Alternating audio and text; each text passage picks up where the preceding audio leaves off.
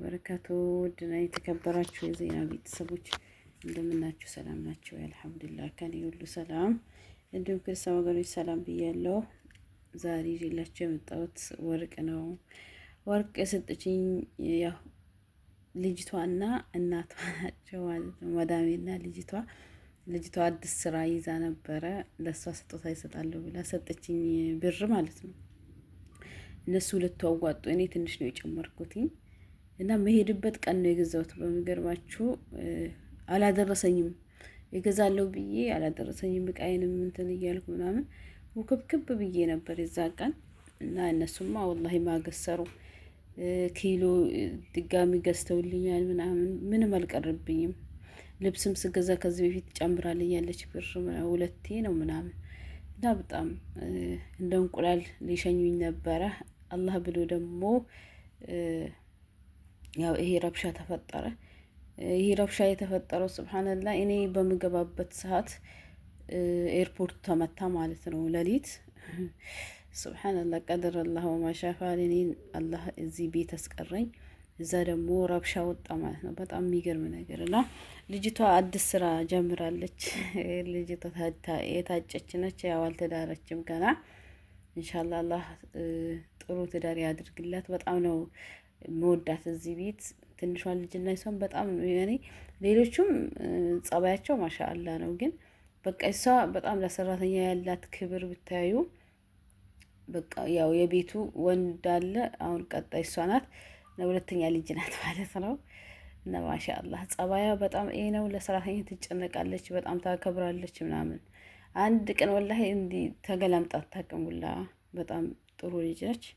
እና እሷ ናት እንትን ስጦታ የሰጠችኝ። ማዳሜም ሰጥታኛለች። ከዛ እኔ ትንሽ ብር ነው የጨመርኩበት። ወርቅ ደግሞ በጣም በጣም በጣም በጣም ኒሯል። የዛን ቀን ራሱ አሁን የሚሄድበት ቀን ያኔ ረብሻ አልነበረም። ያው ረብሻው የመጀመሪያ ቀን ነበር። እንደውም በቃ ስንት ብር ነው የጨመረው? 100 ምናምን ብር ነው የጨመረው። አሁን ዛሬ ማድሬ 700 800 ሊሆን ይችላል አንድ ግራም እና 21 ካረንት ነው ባህሬን 21 ካረንት። ያው ወርቅ ስትገዙ ይሄንን እንደው መግዛት አለባችሁ። ልሽጥ ብትሉ ራሱ እኛ ሀገር የሚፈልገው 21 ካራንት ነው። ግራሙ 3 ከምናምን ናት። በጣም የምታምር ወርቅ ናት።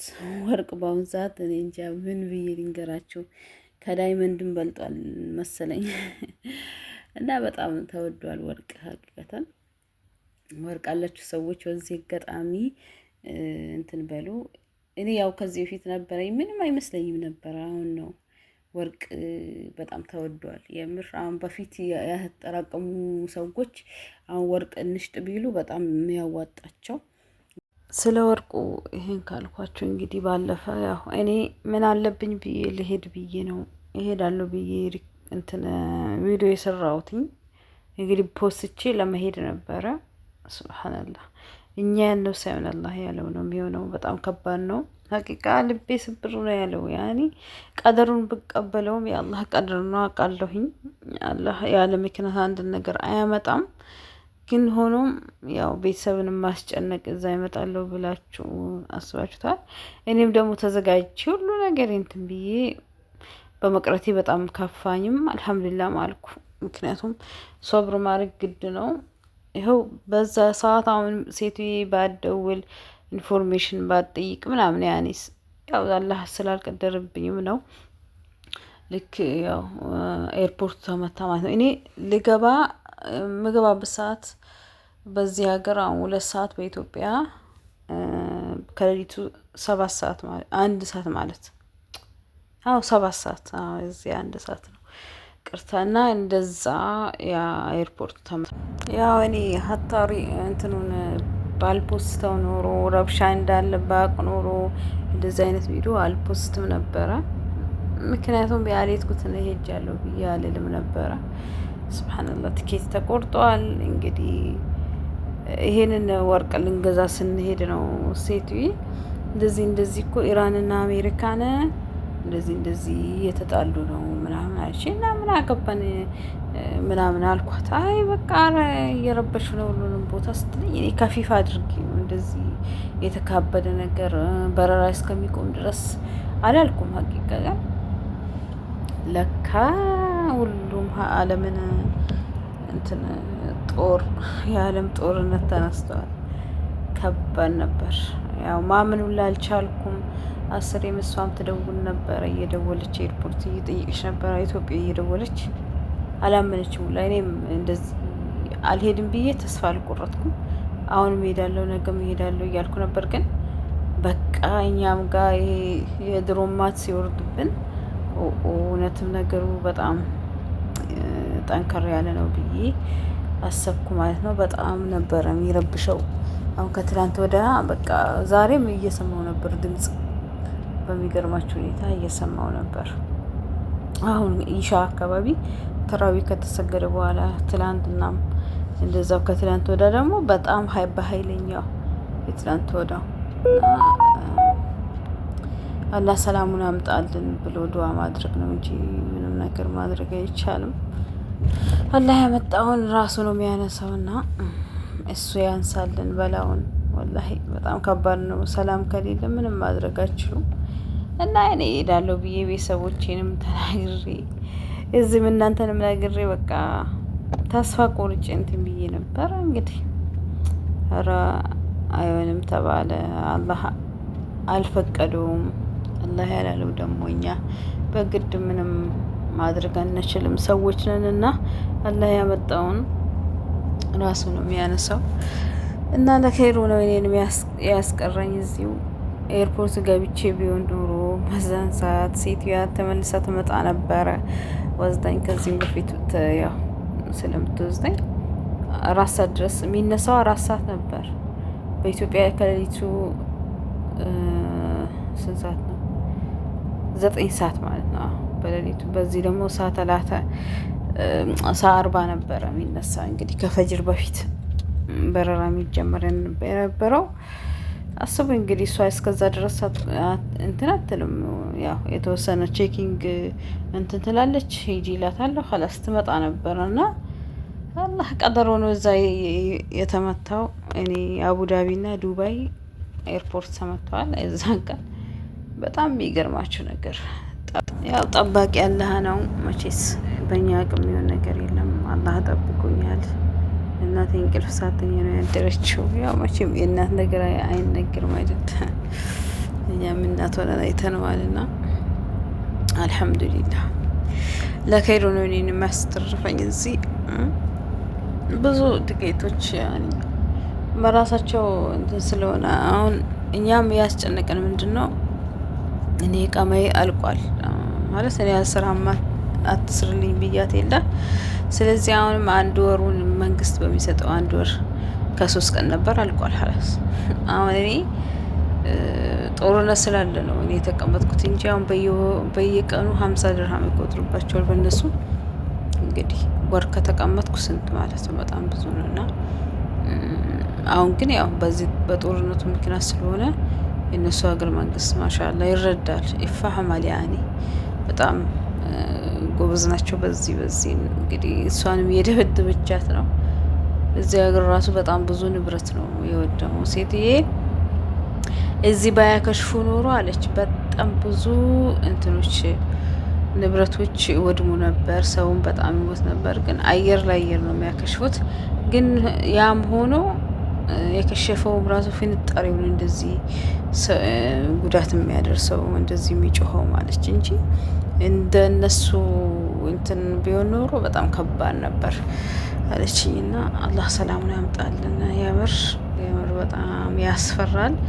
ሰላም ከሌለ እኛ ሀገራችን እያስጨነቀን አስቡ እንግዲህ የሰው ሀገርም እንደዚህ ከሆነ በጣም ብዙ ልጆች ተጨንቀዋል። በተለይ አቡዳቢ እና ዱባይ በቃ መስት ነው። እስካሁን ከጀመረ አንድም የተወ ነገር የለም። ራስል ኸይማ ትላንትና፣ እዚህ ደግሞ 2 ቀን፣ እኛ ያለንበት 2 ቀን። እንትንማ ዱባይና አቡዳቢ በጣም ከባድ ነው። አቡዳቢ ዋና ከተማ ስለሆነ እዛ በጣም እንትን እያሉ ነው።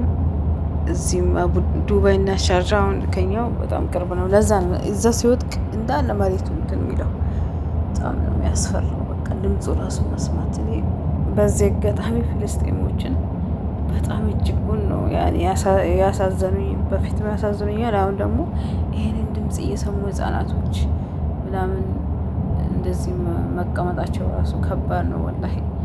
ሱብሃነላህ እኔ ነፍሴ እንዴት እንደሆነች ከትላንት ወዳ አልሐምዱሊላህ ሻሃዳ እያልኩ አስሬ ምን ላድርግ ጫንቆኝ ማለት ነው። እና ዱዓ አድርጉልን። መቼም እንደምንመጣ አናቅም። ያው የሚያውቀው አላህ ነው። አላቅም መቼ እንደሆነ ምን እንደሆነ አናቅም ላችኋለሁኝ። በዱዓችሁ አትርሱን። በዱዓ በርቱ። እኛስ አንድ ልብ ሆነን ቁጭ ብለናል። ግን ቤተሰብ በጣም ነው የተጨነቁት። ቤተሰብ በቃ ለምን አሁን ቲክቶክ የሚጠቀሙት ኤፍቢ ምናምን የሚጠቀሙት ሁላ ዜናውን ስለሚያሰራጩ በቃ ገጠር አሉትም እናት አባት በጣም ነው የሚጨነቁት በዚህ አጋጣሚ። እና ቤተሰቦቻችሁን ውሸት ነው ምናምን በሉ። እኔ እንደዛ ነው እየሸወጥኳቸው ያለሁት። እኛ ጋር አልደረሰም። ኧረ እኛ ጋር የለም ማነው እንደዛ ያላችሁ ምናምን ብሎም ያው ይሰማሉ። ደግሞ ከሆነ ነው እንትን ይሰማሉ። አንዳንድ ቤተሰብ ቢሰማም በቃ እንትን ይላል ሰብር አድርጋል። ግን የእኔዎቹ በጣም እኔ እንጃዊ እናቴ አልተኛችም አሉ የመጀመሪያው ቀን እና አልሐምዱሊላህ ለእናቴም ሲል ነው ያተረፈኝ ጌታዬ። አሁንም አገሬን በሰላም ገብቼ ማገኛቸው ያድርገኝ። ዱዓ አድርጉልኝ። ያው እኔ በአላህ ቀደር ወላሂ አምናለሁ። አላህ እንዳመጣው ለእኔ ኸይር እንደሆነ አውቃለሁ። ግን ትንሽ ይከፋችኋል ተነስታችሁ ምናምን እንትን ስትሉ እቃይም ይኸው ሀገር ይደርሳል። የመጋዘን ይቆጥርብኛል። በቃ ብቻ እንጃ ብቻ ከባድ ነው። ብቻ አልሐምዱሊላህ ነገር እንግዲህ አስተያየት ከጻፉ ያጽፍ ምናምን ለመሄድ እሞክራለሁ። መቼም በረራው ጀምረውት ነበረ ማታ እኔ በቃ ይሄዳሉ ዛሬ ብዬ ነበር፣ ግን መልሶ ዘጉት። በጣም ከባድ ሁኔታ ስለሆነ ዓለም በጦርነት እየታመሰች ነው። በጣም በጣም ወላሂ እንደ ሚዲያው ከሆነ እንደ አልጀዚራ ዘገባ ከሆነ ምናምን በጣም በቀላሉ የሚተው ነገር አይመስልም። በጣም እስከ ወር ለ4 ቀን ነበር ያሉት። ያው 4 ቀን አለፋለን እንግዲህ ማቼ ማርችዋን ነበር የጀመሩት።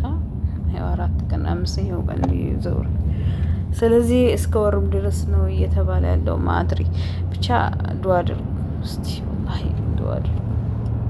በዱዓን በርታ፣ በዱዓን ረሳሳ። አገር ደውላችሁ ደግሞ ቤተሰብን አረጋጉ። እንደዚህ ነው ውሸት ነው ምናምን በሉ። ለምን በቃ ያስባሉ፣ ከኛ በላይ ይጨነቃሉ። እኛስ ቦታው ላይ ያለ ነው ያው የመጣውን እንቀበላለን ብለን ቁጭ ብለናል። ግን እዛ ያለው ቤተሰብ አሁን ልጄ ሞተች አሁን በአሁን ምን ሰማው እያሉ ይጨነቃሉ። እናንተ ደግሞ የለም ውሸት ነው አረትተዋልም ምናምን በማለት ማታለል ነው ቤተሰብን። እኔ ለቤተሰብ መናገር አልፈልግም፣ ግን እነሱ ራሳቸው እየሰሙ ነው የሚደውሉት። የሆነ ነገር ተከሰተ ሲባል ዱባይ ሲባል ይደውላሉ። እንግዲህ ምን ያደርጉ እነሱን በቃ በጉጉት ነው የጠበቁት። እኔም እንደጠበቅኩት ማለት ነው። ዱዓ አድርጉልኝ። ሐቂቃ ለእናንተም አላህ ሱብሓነሁ ወተዓላ ያሳካላችሁ፣ ለእኔም ያሳካልኝ። ሀገሬን ተነስቻለሁ። ሀገሬን በሰላም ከቤተሰቤ መቀላቀል ያድርገኝ ያ ረብ። አሚን። ወሰላሙ አለይኩም።